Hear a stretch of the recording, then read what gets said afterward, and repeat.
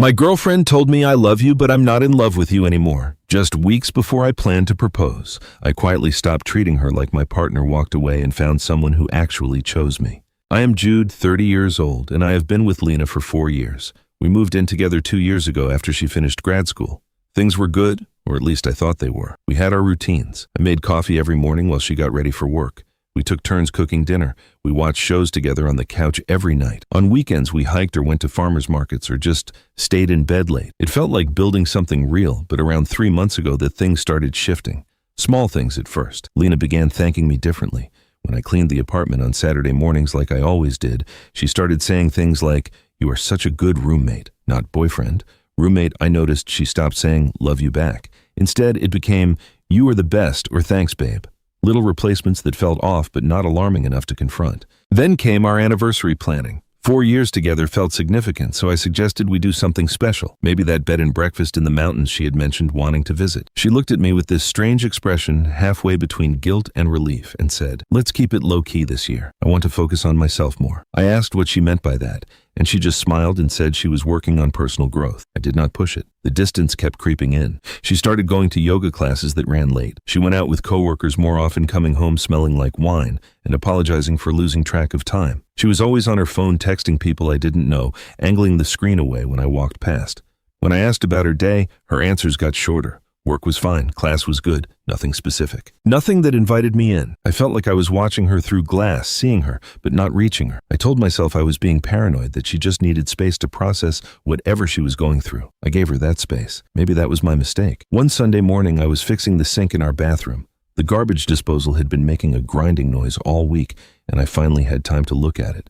Lena leaned against the doorframe watching me work. Then she said, "Can I tell you something without you getting upset?" I looked up at her. Water was dripping from the pipe I was holding. I said, "Sure," and waited. She didn't wait for me to put down my tools or stand up. She just started talking. "You are my favorite person," she said, "but I do not think I am in love with you anymore. I feel like I'm living with my best friend, not my boyfriend." I remember the way the words landed. Not sharp, not loud, just heavy. I wiped my hands on the towel hanging from the counter, nodded and said, "That actually explains a lot." She looked surprised, like she had been bracing for a fight. "What do you mean?" she asked. I stood up and walked past her to my desk in the corner of the living room. I opened my laptop and pulled up my email. There was a confirmation for a cabin rental I had booked 2 weeks earlier, the same weekend I had been planning to propose. I had imagined how it would go. We would hike up to the overlook at sunset. I would tell her how much she meant to me, how I could not imagine my life without her. I would get down on one knee and ask her to marry me. The ring was not in my car or hidden in some clever spot. It was in the kitchen drawer under the cutlery tray, next to the bottle opener. I had put it there a month ago when I started noticing the distance, like some part of me already knew. I canceled the reservation right there while she stood in the hallway. Then I walked to the kitchen, opened the drawer, and took out the ring box. I looked at it for a second, then put it back and closed the drawer. The sound of it sliding shut felt final, like closing the door on the version of me that kept trying to earn her love. Lena asked what I was doing. I told her I was just adjusting expectations. She looked confused, maybe even a little hurt, but I did not explain further. There was no drama, no yelling, no tears, just the quiet realization that I had been living in a relationship that had already ended weeks ago. Later that week, Lena was on the phone with one of her friends. I was in the other room folding laundry, and I could hear her through the open door. She had the call on speaker while she was doing her nail. Her friend asked how I took the news. "He took it so well," Lena said. "It is kind of crazy. I thought he would cry or something." Her friend laughed. "Maybe he never loved you that much to begin with." Lena laughed too. It was this awkward, nervous kind of laugh, the kind you make when you are not sure if something is funny or insulting. I heard it, and something inside me just clicked off. Whatever attachment I still had, whatever hope I was holding on to that maybe we could fix things, it disappeared in that moment. I finished folding the laundry and started making changes. Not loud ones, not dramatic ones, just practical ones. That night, I stopped making coffee for both of us in the morning. I made 1 cup for me. When she asked where hers was the next day, I said I figured she could make her own since we were just roommates now. She looked annoyed, but did not argue. Over the next few days, I went through our shared expenses and created a spreadsheet. I split everything down the middle. Rent, utilities, internet, groceries. I canceled the subscriptions we shared. Streaming services, meal kits, the joint gym membership. I sent her the breakdown and told her we should each handle our own accounts moving forward. She called me petty. I told her I was just being accurate. Update 1, thank you to everyone who commented. I did not expect this to get so much attention. A lot of you told me to leave immediately, and I understand why you think that, but it is not that simple. We have a lease until March, and breaking it early would cost both of us thousands of dollars. Neither of us can afford right now, so I am staying. But on my terms. Since I posted, things have continued to shift. I reorganized the apartment to make it clear we are living separate lives. I moved my clothes out of our shared closet and into the guest room. I took my books off the shared shelf and put them in my space. I even rearranged the living room so the couch faces a different direction. Lena noticed immediately. "Why are you acting weird?" she asked one night. "I am not acting weird," I said. "I am just treating us the way you described. Best friends who live together." She stared at me for a long time, then said I was being petty. I did not respond. There was nothing to say. She made her choice. I am making mine. A few days after I posted, Lena's sister Tess stopped by.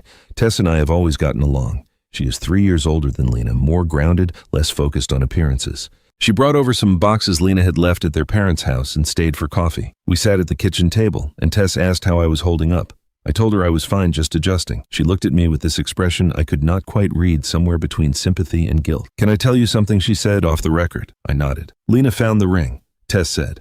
"Months ago she was looking for batteries in the kitchen drawer and saw the box. She opened it. She panicked. I felt my stomach drop." "How long ago?" "Around Christmas," Tess said. "She called me freaking out, saying she did not know what to do. She was not ready to get married, but she did not want to lose you either.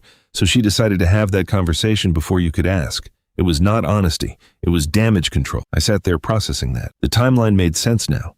The distance started right after the holidays. The weird comments about focusing on herself, the way she seemed relieved when I did not fight her on it. "Why are you telling me this?" I asked. "Because you deserve to know," Tess said, "and because I think she is handling this horribly. She does not get to have it both ways." I thanked Tess for telling me. After she left, I sat in the kitchen for a long time, staring at the drawer where the ring was hidden. I thought about all the times Lena had asked me what I was thinking, and I had said nothing because I did not want to seem needy or insecure. I thought about all the effort I put into making her happy, and how somewhere along the way, it stopped being about us and became about keeping her comfortable. That night, I took the ring box out of the drawer. I didn't open it. I just looked at it, then put it in my desk drawer instead, out of her space, into mine. Lena's birthday was coming up the following week every year. I planned something special. 2 years ago, I organized a surprise dinner with all her friends at her favorite restaurant. Last year, I took her to a concert she had been talking about for months. This year, I decided to do something different. I bought her a candle. Just a simple candle from the store down the street. I put it in a gift bag with a handwritten card that said, "Hope this year brings you clarity." On her birthday morning, she came into the kitchen where I was making breakfast. Just for me. She looked at the single plate on the counter and asked if I was making her anything. I said I figured she could make her own. She looked hurt, but I kept my face neutral. Later that day, she opened the gift I'd left on the table. She stared at the candle for a long time, then read the card. When she looked up, her eyes were wet. "This is it," she said. "This is all I get." I told her it seemed appropriate given the circumstances. She called me cruel. I told her I was just being honest. Since I was not planning anything, Lena decided to organize her own birthday party. She invited a bunch of her friends over to the apartment that Saturday night. I stayed because it is my apartment too, but I kept to myself. I sat in the corner with a drink and watched everyone celebrate. Around midnight, when everyone was drunk and loud, one of her friends, a girl named Maya, who I had never liked, said something that cut through the noise. "You totally told us you were scared he was going to propose," Maya said, laughing. "Remember? You were like freaking out about it." The room went quiet. I looked up from my drink. Lena's face went pale. She tried to laugh it off, saying Maya was drunk and confused, but Maya kept going oblivious. "No, I remember," Maya said. "You said you found the ring and did not know how to tell him you were not ready."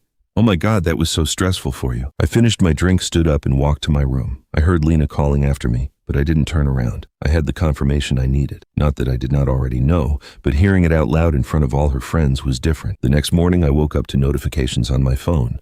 Lena had posted something on Instagram the night before after I went to bed. It was a photo of her blowing out candles with a caption that said, "Sometimes love changes form, and that is okay." With a stars emoji, the comment section was chaos. People who knew us were asking what happened. Some were asking if we broke up. One person commented, "Wait, were you not living with your fiancé?" Another said, "This feels like a sub post. Are you okay?" By noon, she had deleted it. But the damage was done. Her carefully curated image of the mature, emotionally intelligent woman navigating a conscious uncoupling had cracked. People saw through it. Tess texted me later that day. Lena called her crying, saying she didn't know why I was being so cold. Tess told me, she said, "You broke his heart before he even asked the question. What did you expect?" I did not respond to Tess. I didn't need to. She already understood. Update 2 after the Instagram incident. Lena tried to act like nothing happened. She went back to her normal routine: yoga classes, brunches with friends, acting like we were still the amicable roommates she had framed us as. But the cracks were showing. Her friends started distancing themselves.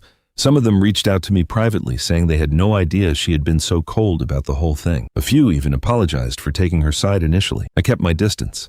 I worked from home most days, so I stayed in my room with the door closed. When we crossed paths in the apartment, I was polite but brief. I did not engage in small talk. I did not ask about her day. I treated her exactly like a roommate I barely knew. She hated it. I could tell by the way she started finding excuses to be in the same room as me. She would sit on the couch when I was watching television, even though she had her own television in her room now. She would cook dinner and offer me some, even though I always declined. She was trying to get a reaction, any reaction, but I didn't give her one. Then she got sick. It was just a bad cold, nothing serious. But she texted me from her room asking if I could pick up some medicine from the pharmacy.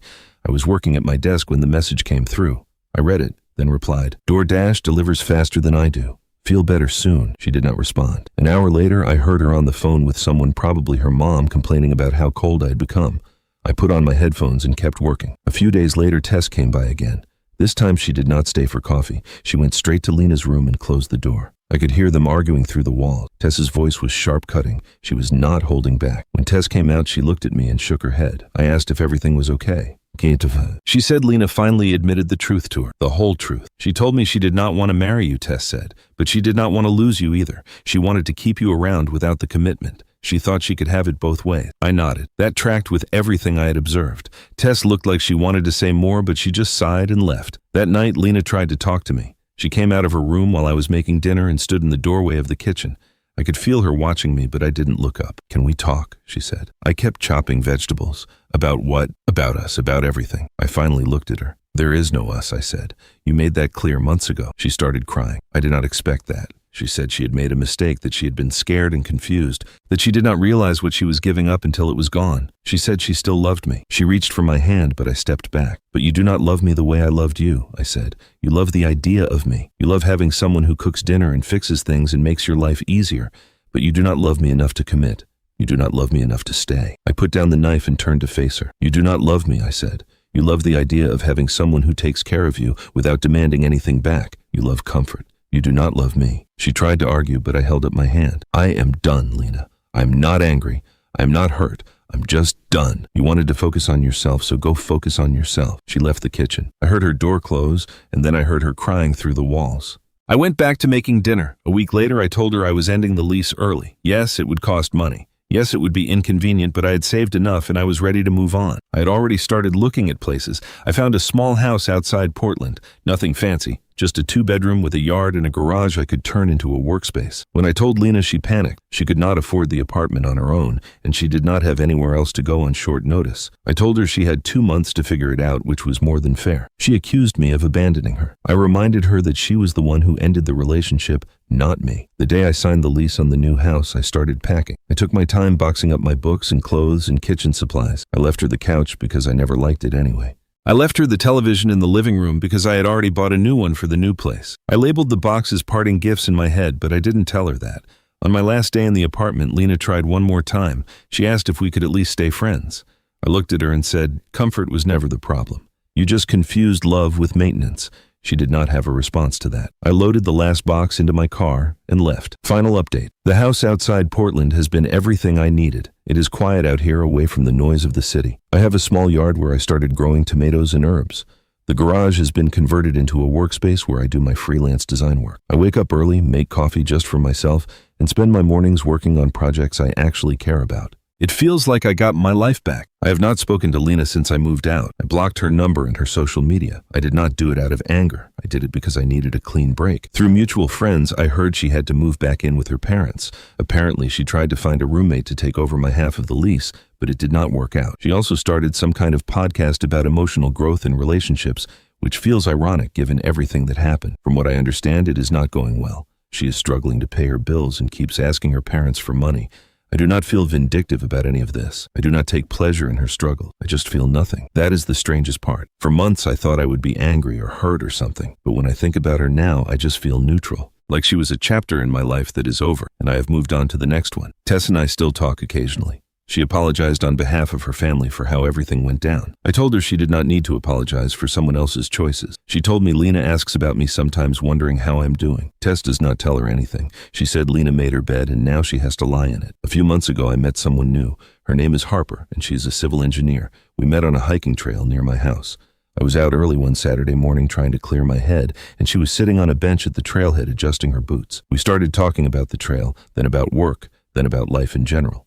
She mentioned she had recently gotten out of a long relationship that had felt more like a habit than a partnership. I told her I understood that feeling. She asked if I wanted to grab coffee after the hike. I said yes. We have been seeing each other for a few months now. It is different with Harper. She is direct. She says what she means. She says she's not interested in time games. I can see it in the way she acts. She is not looking for someone to maintain her life. She is looking for someone to build a life with. There is no guessing with her, no reading between lines, no wondering if she means what she says. It is refreshing in a way I didn't know I needed. Last week we were sitting on my porch after dinner watching the sunset over the trees. She turned to me and said something that stuck with me. "I do not do almost," she said. "Either it is something or it is nothing. I do not have the energy for in between anymore." I smiled. Same I said, and I meant it. I spent 4 years in a relationship that felt like it was always on the edge of becoming something real, but never quite got there. I am not doing that again. I am not interested in comfortable. I am not interested in convenient. I'm only interested in real. Looking back, I think the hardest part of the whole thing with Lena was not the breakup itself. It was realizing how much of myself I had given up trying to make her happy. I had stopped doing things I enjoyed because she was not interested. I'd stopped seeing friends because she did not like them. I'd stopped making plans because I was always waiting to see what she wanted to do first. I turned myself into a support system instead of a partner. I'm not doing that anymore. With Harper, I am still myself. I still go hiking on Saturday mornings. I still work on my design projects late into the night when inspiration hits. I still see my friends, and Harper does the same. She has her own life, her own interests, her own goals. We come together because we want to, not because we need to. That is what I learned from all of this. Love should not feel like maintenance. It should not feel like work in the sense that you are constantly trying to prove your worth or keep someone interested. It should feel like two people choosing each other every day, not because it is comfortable or convenient, but because it is real. I do not know if Harper is the person I will spend the rest of my life with. It is still early, but I know this feels different. This feels right.